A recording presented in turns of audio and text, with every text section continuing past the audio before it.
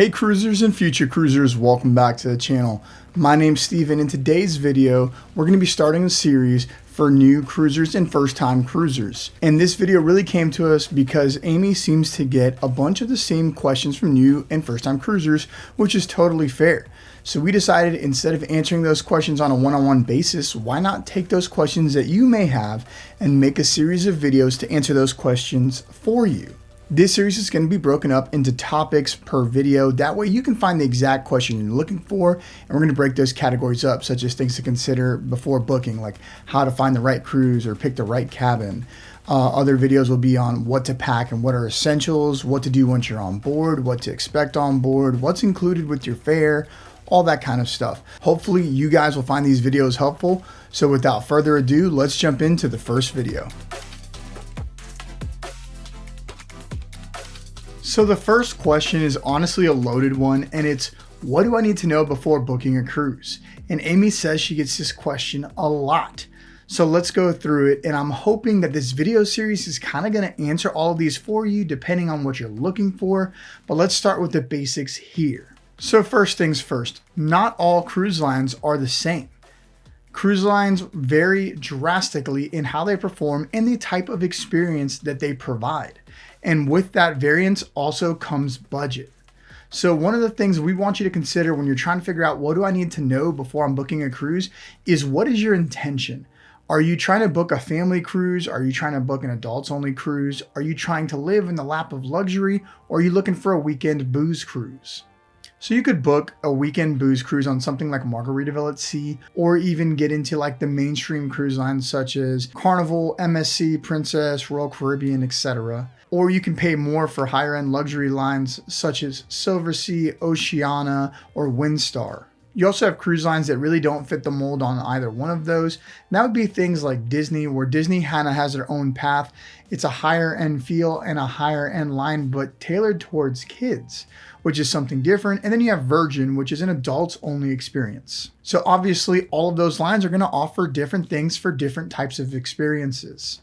But let's look at the center bracket of that, those common cruise lines.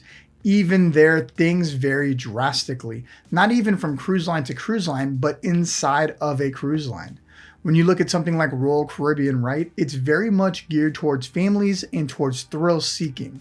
So their bigger ships, their Icon class ships such as Icon, Legend, or Star of the Seas are going to be huge, action packed with multiple water slides, things for kids to do everywhere you turn, multiple flow riders, water parks. I mean, it's just going to be crazy.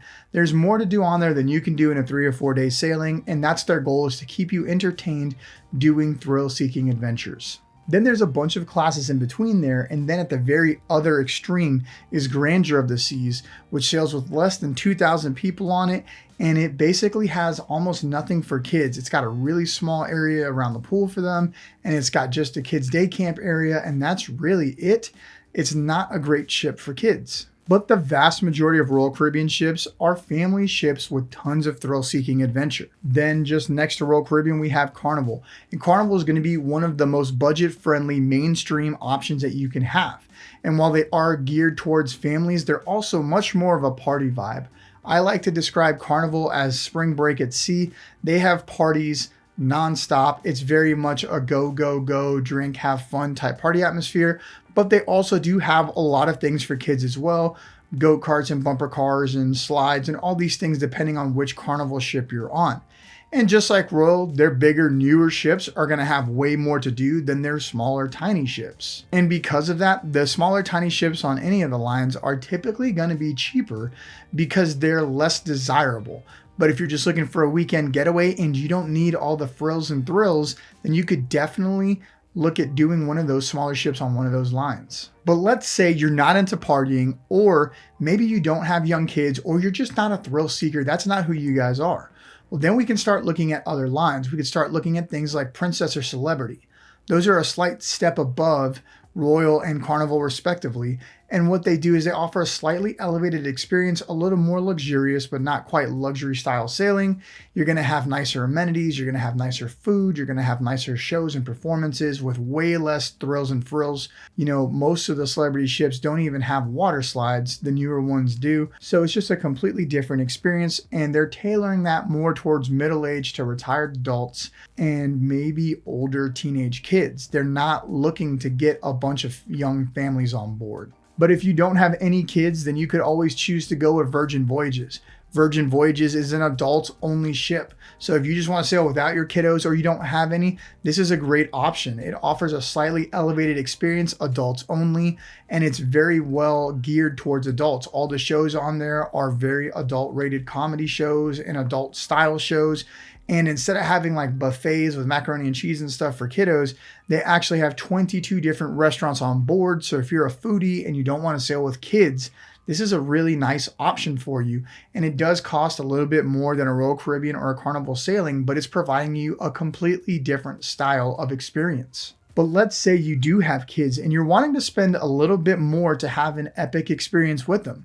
Well, you can either do that by sailing in suites or upgraded categories on one of those lower end cruise lines, or you can pay to go on a Disney cruise line, which is perfect for that Disney loving family where you can immerse your kids in the Disney experience. It's essentially like being and living in Disneyland or Disney World for the full cruise. You're going to have characters walking around. Everything is themed and built to look and feel like you're at Disney World. It's a completely different style and experience of ship. The food is top notch. The experiences are fantastic. And it is a high-end experience for families with young kids, or maybe just your Disney adults that want to go and be in that Disney atmosphere. And then from there, of course, you have your luxury lines, your Oceana, your Silver Sea, your Azumaras, your Windstars, just to name a few. And that's going to be your super high-end luxury experience with very high-end formal dining. You're going to have people waiting on you hand and foot, just ultra customer service and that high-end luxury feel that you're looking for. It's not going to feel like a nice cabin on a Royal Caribbean ship. It's going to feel like a luxurious cabin. So now that you know a little bit about choosing cruise lines and why that matters and what your intentions are, what you're expecting out of a cruise ship and what you want it to have, the next thing to consider is going to be your itinerary. Itinerary is also very drastically depending on what you're looking for and what you're willing to spend.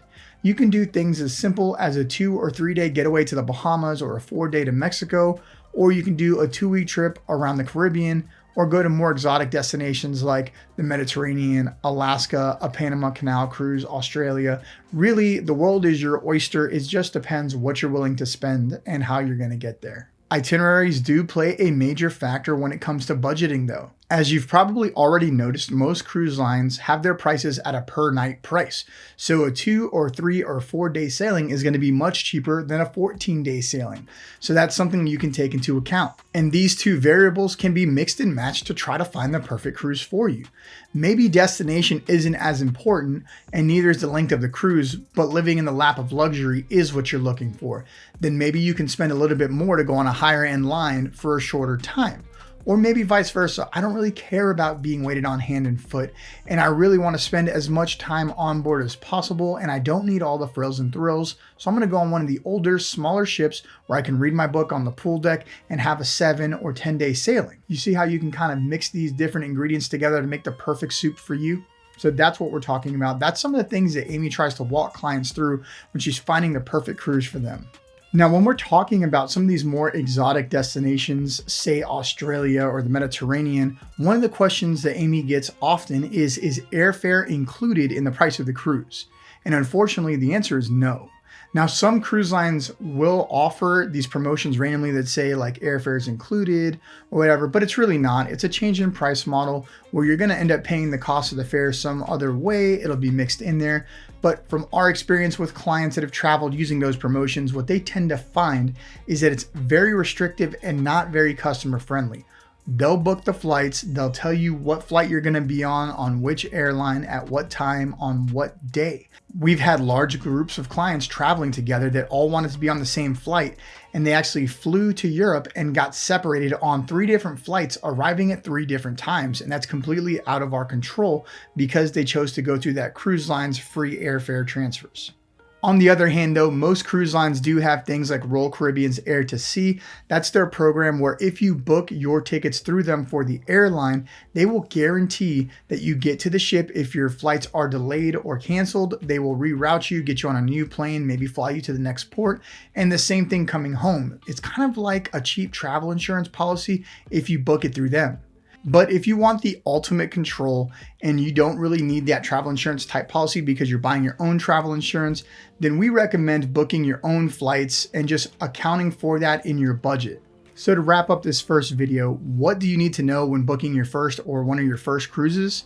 Well, you need to know what your budget is, where you want to go, how long you want to go, and what type of experience you're hoping to get out of this cruise. With those ingredients put together, a travel agent like Amy can make the perfect soup for you and make sure that you have the perfect experience. Guys, I hope you found this video helpful. If you did, don't forget to like and subscribe. It helps us out a lot. This video has already been longer than I intended, so we're going to go ahead and stop it here, and we'll make more videos in this series to help answer some of your questions that you may have. As always, you can use the QR code here to have Amy book the perfect cruise on the perfect itinerary for you. And as always, we appreciate you so much, and we will see you on the next one.